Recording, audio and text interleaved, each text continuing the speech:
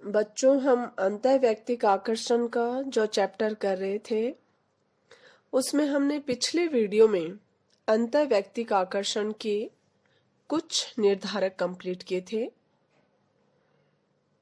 Complete किए हुए निर्धारक थे हमारे आंतरिक निर्धारक, बाह्य निर्धारक, अंतःक्रियात्मक निर्धारक। अंतःक्रियात्मक निर्धारक में हमने 3 पॉइंट्स पे चर्चा की थी। समानता, और समानता में हमने मनोवृत्ति की समानता, व्यक्तित्व की समानता, व्यवहारगत समानता, उसके अलावा पारस्परिक पसंद की और चाटुकारिता पे चर्चा की गई थी। आज हम जो कारक कर रहे हैं वो है परिस्थिति जन्य कारक। परिस्थिति जन्य कारक को भी कई भागों में विभाजित किया गया है। समीपता, तनावपूर्ण परिस्थिति, संवेगात्मक परिस्थिति और प्रेम परिस्थिति। तो सबसे पहले हम चर्चा कर रहे हैं परिस्थिति जन्य कारक क्या है। परिस्थिति जन्य कारक वे कारक हैं जिनका संबंध व्यक्ति से नहीं होता बल्कि परिस्थिति से होता है। यहाँ पर आकर्षण का आधार व्यक्ति नहीं होता, केवल परिस्थिति होती है। ऐसे कारकों को हम बाह्य कारक भी कहते हैं। इसमें जो पॉइंट्स है, सबसे पहले है समीपता। समीपता की स्थिति में एक व्यक्ति दूसरे व्यक्ति की ओर आकर्षित होता है तथा उसे पसंद करता है। यह एक वास्तविकता है कि हम अपने पड़ोस के लोगों को अधिक पसंद करते हैं और उनकी ओर आकर्षित होते हैं।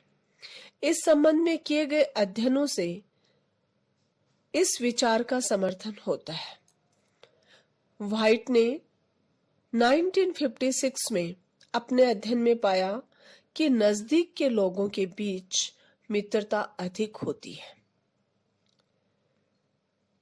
सीगल 1979 ने अपने अध्ययन में पाया कि दूर रहने वाले की अपेक्षा नजदीक रहने वाले लोगों में आकर्षण अधिक होता है। सीयर्स ने 1991 में समीपता को पसंद की तथा आकर्षण का एक प्रमुख कारण माना है। उन्होंने 4 आधारों पर इसको एक्सप्लेन किया है। फर्स्ट है, समीपता के कारण घनिष्ठता बढ़ती है जिससे पसंद की तथा आकर्षण की संभावना बढ़ जाती है। दूसरा पॉइंट है, समीपता का संबंध समानता से होता है जिससे पसंद की तथा आकर्षण की संभावना बढ़ती है। समीपता के लोगों में पारस्परिक क्रिया अधिक होती है जिसमें अंतःवैयक्तिक आकर्षण बढ़ता है। और फोर्थ पॉइंट है, समीपता से संज्ञानात्मक संगति बढ़ती है जिससे आकर्षण बढ़ता है। समाज मनोवैज्ञानिकों ने उन कारकों का भी अध्ययन किया है जिससे ये पता चलता है कि समीपता से व्यक्तियों में अंतःवैयक्तिक आकर्षण में क्यों वृद्धि हो जाती है। इसके 2 कारण बताए गए हैं, अंतःक्रिया और दूसरा है अनावरण। फर्स्ट है अंतःक्रिया। जब 2 या 2 से अधिक व्यक्तियों के बीच समीपता होती है तो उसमें आपस में अंतःक्रिया करके एक दूसरे को समझने का मौका काफी मिलता है। इसका परिणाम यह होता है कि उनमें परस्पर आकर्षकता बढ़ जाती है। न्यूकॉम ने 1961 में अपने अध्ययन में पाया कि जब 2 अपरिचित छात्रों को एक ही कमरे में रखकर उन्हें अंतःक्रिया करने का पर्याप्त मौका दिया जाता है तो उनमें मित्रता बढ़ जाती है और उनमें आकर्षकता तीव्र हो जाती है। बर्गर ने 1980 में अपने अध्ययन में इस तरह के परिणामों की पुष्टि की है।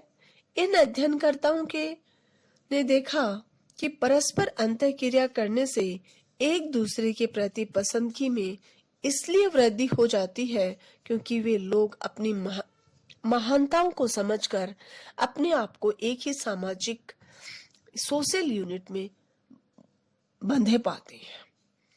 दूसरा पॉइंट आता है अनावरण, एक्सपोजर। समाज मनोवैज्ञानिकों का मत है कि समीपता के कारण बार बार व्यक्तियों में आमना सामना होने से एक दूसरे के बारे में जानकारी प्राप्त होती है, जो बाद में आकर्षण का आधार बनती है। जायस ने 1961 में लिखा है कि जब व्यक्ति के सामने एक ही उद्दीपक को बार बार रखा जाता है तो उस उद्दीपक के प्रति उसकी मनोवृत्ति अनुकूल हो जाती है।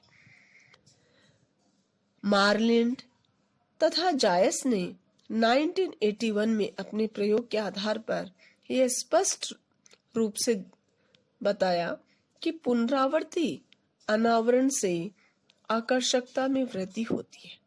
इस अध्ययन में परियोजना के एक समूह के कुछ छात्रों को एक पुरुष छात्र का तस्वीर लगाकर 4 सप्ताह तक रोज दिखलाया गया। दूसरे समूह को 4 सप्ताह तक प्रति सप्ताह में अलग अलग तस्वीरों को दिखलाया गया। प्रत्येक प्रयोगात्मक सत्र के बाद परियोजना से टारगेट चित्र के आकर्षण के रेटिंग करा ली जाती थी। परिणामों में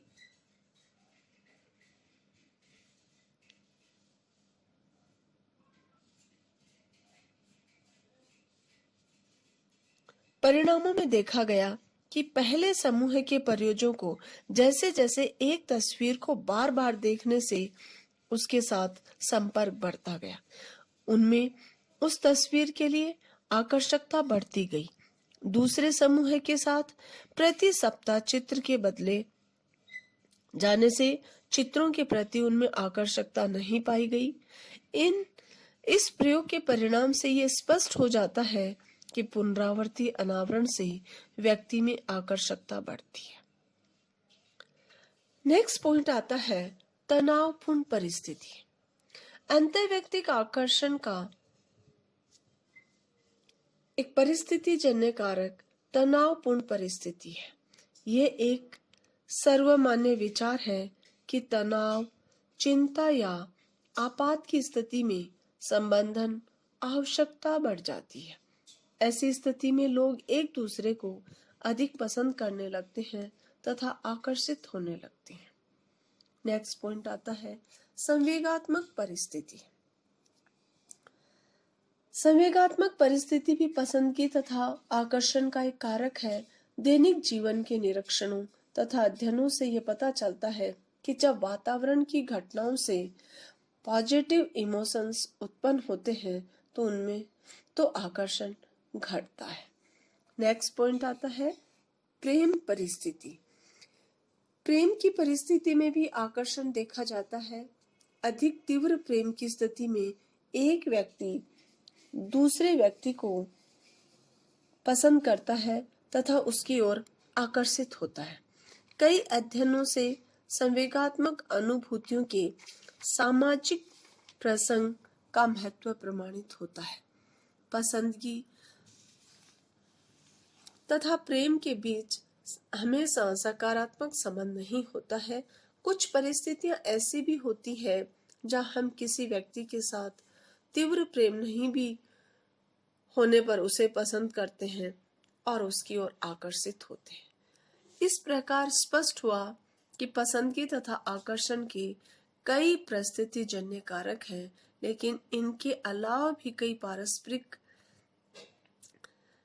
क्रिया कारक हैं जिनका निश्चित प्रभाव अंतर्वैयक्तिक आकर्षण पर पड़ता है।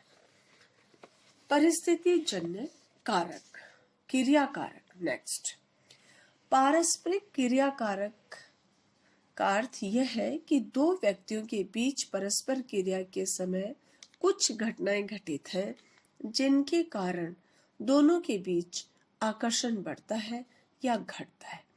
पारस्परिक क्रिया के समय जब हम पुरस्कार का अनुभव करते हैं तो हम उस व्यक्ति को पसंद करते हैं तथा उसकी ओर आकर्षित होते हैं। इसके विपरीत जब हमें दंड का अनुभव होता है तो हम उस व्यक्ति को पसंद नहीं करते हैं और उसकी ओर आकर्षित नहीं होते हैं। सेकंड तथा बैकमैन ने